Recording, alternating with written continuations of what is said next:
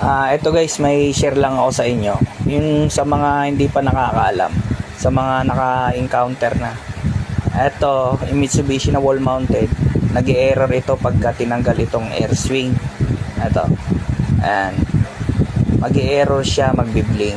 Ayan. Sa mga hindi pa nakakaalam, no, baka kasi ma-encounter nyo pag cleaning nyo tapos hindi nyo naikabit yung air swing, magulat kayo, nag-error siya.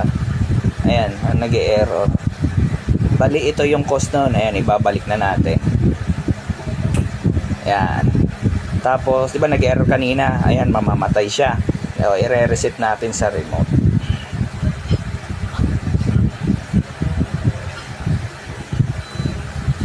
So, ayan. Ayan, nag-okay na ulit.